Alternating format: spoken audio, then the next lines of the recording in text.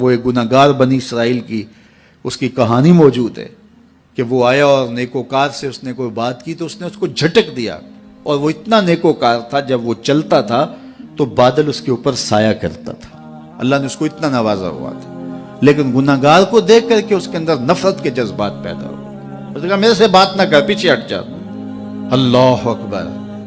تو وہ بیچارہ بڑا رویا کہ مالک میں اتنا گناہگار ہوں کہ تیرے پاک بندے مجھے اپنے پاس بٹھانے کے لیے بھی تیار نہیں۔ دل ٹوٹا، شکستگی پیدا ہوئی، کہا لیکن مالک تیری مرضی، اور واپس پلٹا۔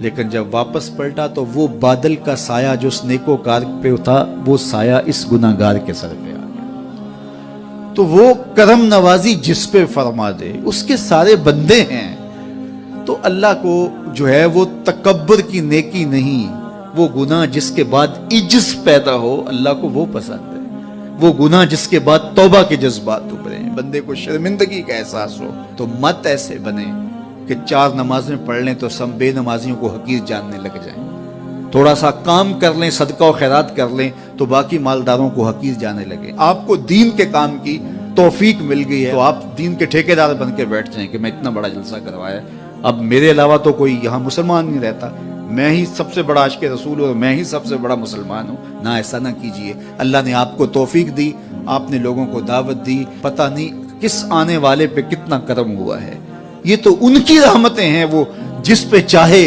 جیسے چاہیں برس جائیں۔ ہم کو ٹھیکیدار تھوڑے ہیں، ہم تو نوکری کرنے والے ہیں، ہم تو جوتے اٹھانے والے ہیں۔ ہو سکتا ہے کس کے صدقے، میرے والد گرامی مجھے یاد آتے ہیں، وہ مجھے فرمایا کرتے تھے جب گفتگو کے لیے نکلنے لگے اور لوگوں کا ہجوم ہونے لگا تو وہ مربی تھے بڑے، اور بڑی حکمت کے ساتھ جو ہے وہ کوئی نہ کوئی بات سمجھاتے رہتے تھے۔ تو ایک دن فرمانے لگے کہ ایک خطیب تھا، بظاہر اچھا خطاب کرتا لیکن اندر سے وہ اتنا اچھا نہیں تھا، تو جب وہ فوت ہو گیا تو وہ بخشا گیا، تو اس نے اللہ سے کہا کہ میرے مالک میرا تو کوئی عمل ہی نہیں ہے کہ میری بخشش ہوگی اور میری مغفرت ہو گئی۔ تو فرمایا کہ ہاں ہم تجھے جانتے ہیں، لیکن ایک دن تو کہیں واز کر رہا تھا، میرا ایک بندہ بیٹھا تھا، اس کو پسند آ گیا، میں نے اس کے صدقے تیری مغفرت فرمائی۔ اٹھ فریدا ستیا تے میلا ویکھن جا، اٹھ فریدا ستیا تے میلا ویکھن جا، وت کوئی بخشیا مل جاوے تے تو ہی بخشیا جا۔ تو پتہ نہیں کس کے صدقے سے اللہ رحمتوں کا نزول فرماتا ہے، بے عمل کو دیکھ کر کے اس سے نفرت نہیں ہے، نفرت تو گناہ سے ہے، گناہگار سے نہیں ہے، لیکن کوشش کی جائے کہ یہ عمل بد چھوڑ دے۔ اللہ اکبر۔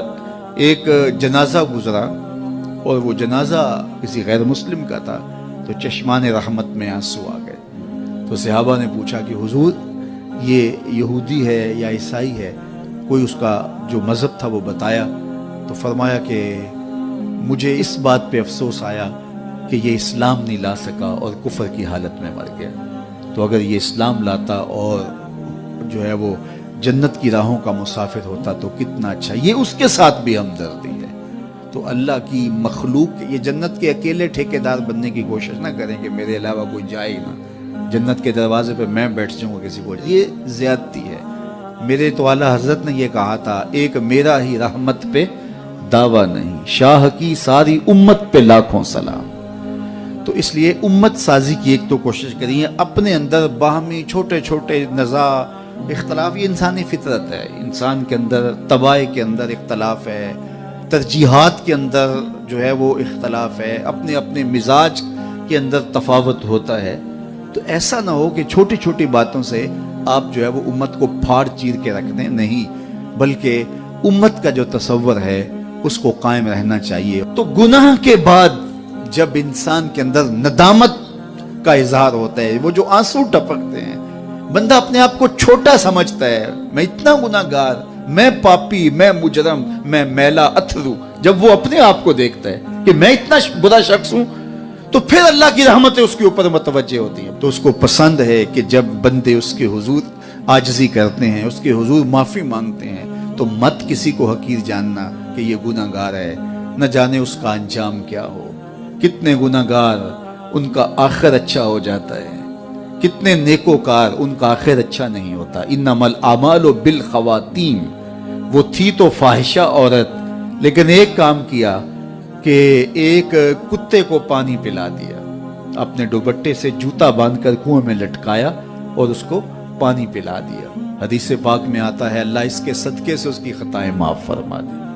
اور ایک نے بلی کو مار دیا خاتون کو، وہ جہنم کی آگ میں جلنے لگی۔ اس لیے کون کس کا انجام کیا ہوتا ہے؟ ہمارے بزرگ فرماتے ہیں کہ بچے سے پیار کرو کہ اس کے گناہ کم ہیں، اور بڑے سے پیار کرو اس کی نیکیاں زیادہ ہیں، اس کی نیکیاں زیادہ ہیں۔ چھوٹے سے اس لیے پیار کہ اس کے گناہ کم ہوں گے، اور بڑے سے اس لیے پیار کہ اس کی نیکیاں زیادہ ہوں گی۔